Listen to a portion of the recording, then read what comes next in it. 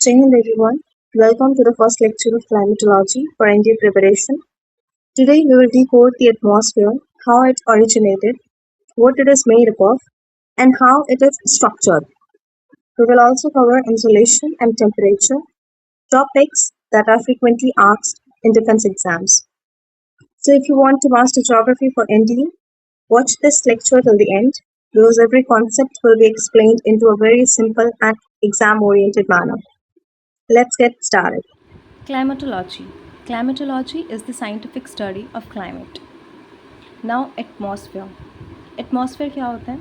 It is a mixture of many gases contain huge amount of solid and liquid particles, collectively known as aerosols. ये हमारा अर्थ है. इसके चारों ही तरफ deep blanket of gases, बहुत तरह तरह के गैसेस होते हैं जिनको कि हम वो लोग मिक्स होकर के एटमॉस्फेयर बनाते हैं एंड जिनका कि कोई भी आउटर बाउंड्री नहीं होता and it just fades into space. वो स्पेस में जाते जाते जाते जाते फेड हो जाते हैं, इनका कोई भी आउटर बाउंड्री नहीं होता. यहाँ पे फिर दो टर्म्स की बात की गई है, क्लाइमेट और वेदर. क्लाइमेट, इन दोनों में मेनली डिफरेंस क्या होता है? क्लाइमेट को अगर हम लोग देखें तो ये लार्ज एरिया पे होता है एंड वेदर स्मॉल एरिया पे. ये बहुत लंबे टाइम तक रहेगा, लाइक 21 से 30 साल क्या क्लाइमेट रहा उस एरिया का, इस तरीके से. एंड वेदर हमारा बहुत ही शॉर्ट ड्यूरेशन तक रहता है, डे टू डे ये चेंज होते रहता है. अब क्लाइमेट या वेदर बोल लो, इसका एलिमेंट्स क्या होता है? टेम्परेचर हो गया, विंड हो गया, रेनफॉल हो गया, humidity, cloud, fog and pressure. ये तो था एटमॉस्फेयर का बात कि ये होता क्या है. तो ये मिक्सचर है मैनी गैसेस का, जिसमें कि बहुत सारे सॉलिड लिक्विड पार्टिकल्स होते हैं जिनको कि कलेक्टिवली हम लोग एरोसॉल्स बोलते हैं. और इनका कोई भी आउटर बाउंड्री नहीं होता और ये स्पेस में जाते जाते फेड हो जाते हैं. फिर हम लोगों ने दो टर्म पढ़ा और उसका कुछ एलिमेंट्स. नाउ एटमॉस्फेयर का क्या ओरिजिन होता है? प्रीमॉर्डियल स्टेज ऑफ अर्थ. सबसे पहले यहाँ पे हाइड्रोजन हीलियम बहुत ही ज़्यादा मात्रा में प्रेजेंट थे. फिर वॉल्केनिज्म हुआ जिससे कि nitrogen, carbon dioxide, sulphur dioxide, water vapours ये सब निकले. फिर यहाँ पे वाटर वेपर जो निकला वो कंडेंस्ड हो जाता है. कंडेंस्ड होकर के क्लाउड बना. फिर प्रेसिपिटेशन हुई and rainfall washed out excessive carbon dioxide. Water accumulate हुआ, यहाँ पे प्रेसिपिटेशन हुआ. तो सबसे पहले तो काम क्या हुआ कि जो भी एक्सेसिव मात्रा में कार्बन डाइऑक्साइड प्रेजेंट था उसको रेनफॉल निकाल दिया. फिर जो रेनफॉल हुआ उससे जो वाटर एक्यूमुलेट हुआ लो लाइंग एरिया में, वहाँ पे फिर साइनोबैक्टीरिया रेस्पिरेट करा, उससे oxygen, result in oxygen formation यहाँ पे हो जाता है. ये था हमारा ऑरिजिन कि कैसे एटमॉस्फेयर का होता है. फिर यहाँ पे कंपोनेंट्स का अगर बात करें तो एटमॉस्फेयर का कंपोनेंट्स क्या क्या है, उसमें क्या क्या है?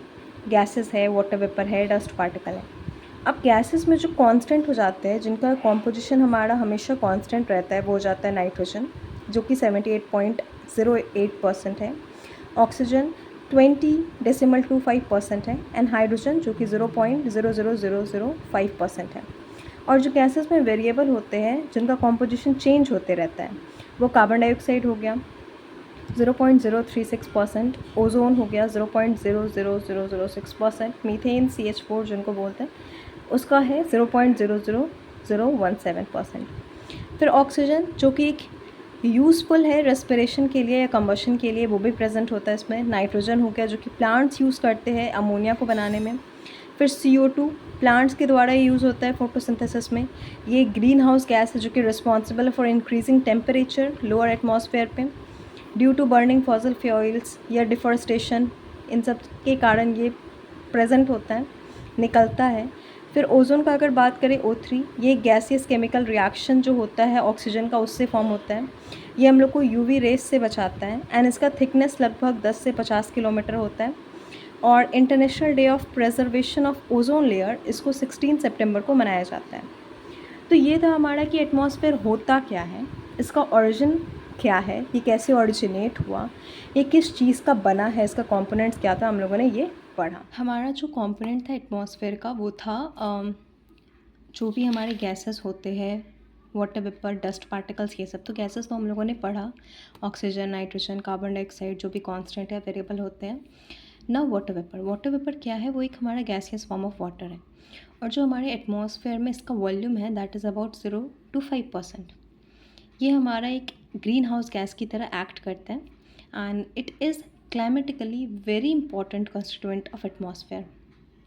अब एवापोरेशन एक टर्म आता है and its rate depends upon temperature.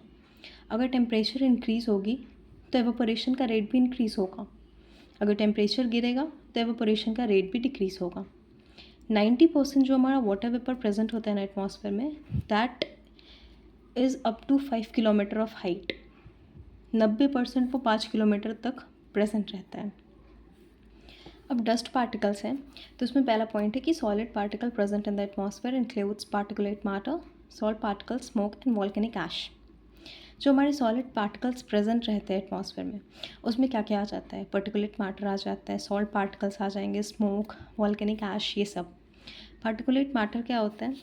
एक हमारा एयर पॉल्यूटेंट होते हैं जो कि माइक्रोस्कोपिक सॉलिड होते हैं, लिक्विड होते पार्टिकल्स, एंड वो हमारे एयर में प्रेजेंट रहते हैं। एकदम छोटा से छोटा जो सॉलिड लिक्विड पार्टिकल्स होता है, that is particulate matter.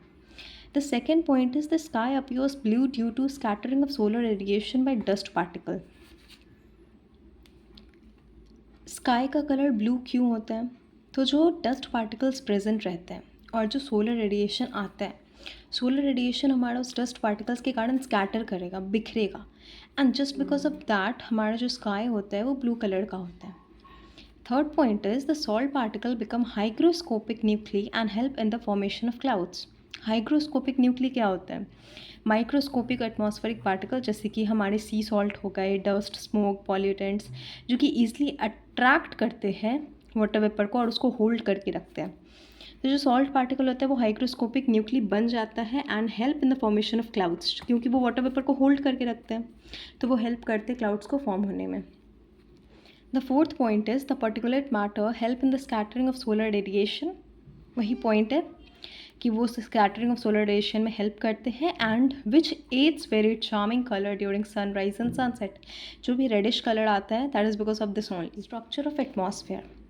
Air जो होता है वो कलरलेस होता है, ऑर्डरलेस होता है, and it can only be felt when it blows as wind.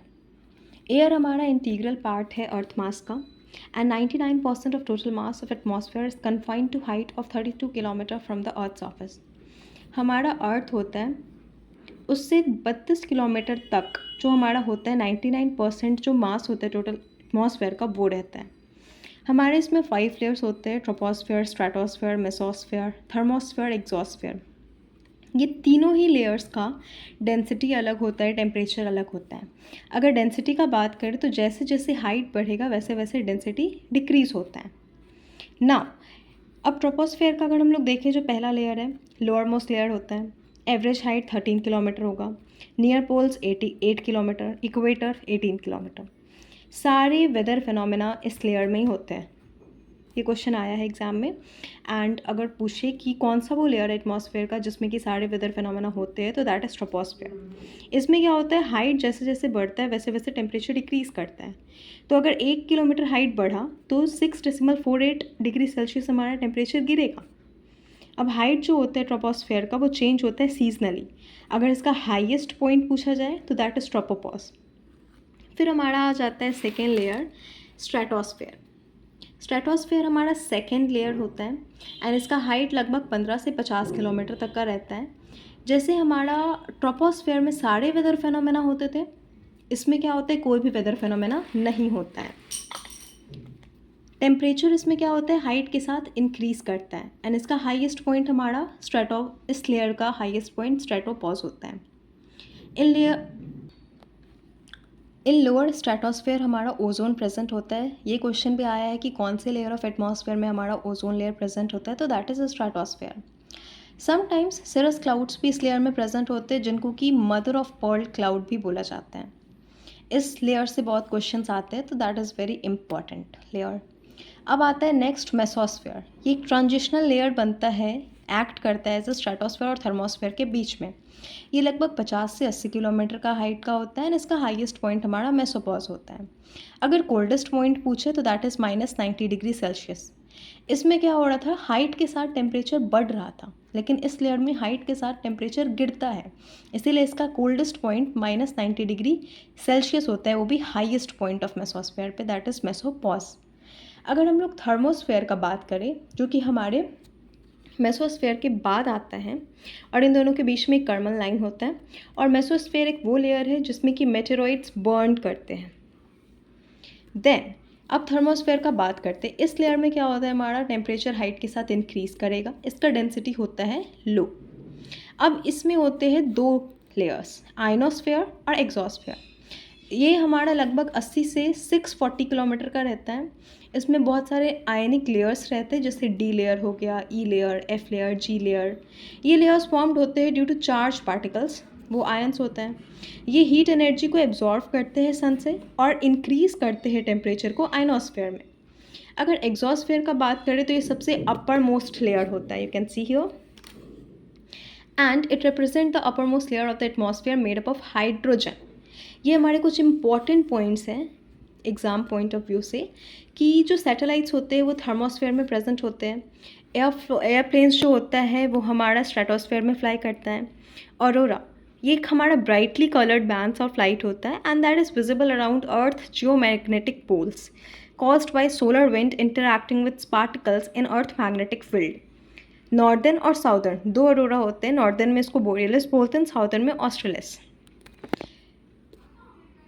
ये भी बहुत इंपॉर्टेंट है। और इससे जो मेनली क्वेश्चंस आते हैं वो हमारे हो जाते हैं कि ओजोन लेयर कहाँ प्रेजेंट होते हैं, सारे वेदर फिनोमेना कौन से लेयर में होते हैं, कौन सा ऐसा लेयर होता है जिसमें वेदर फिनोमेना बिल्कुल भी नहीं होता है, कौन सा ऐसा लेयर है जिसमें कि सिरस क्लाउड्स प्रेजेंट होते हैं। सिरस क्लाउड्स को क्या बोलते हैं, तो mother of pearl cloud.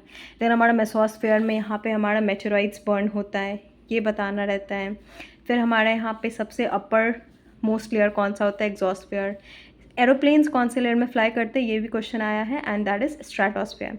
So this was all about this chapter कि एटमॉस्फेयर हमारा फॉर्म कैसे होता है, उसका कंपोनेंट क्या है, उसका ओरिजिनेट कैसे हुआ, उसका स्ट्रक्चर क्या था, उसके 5 लेयर्स क्या थे। Now in the next video I will tell you about insolation and temperature. Thank you.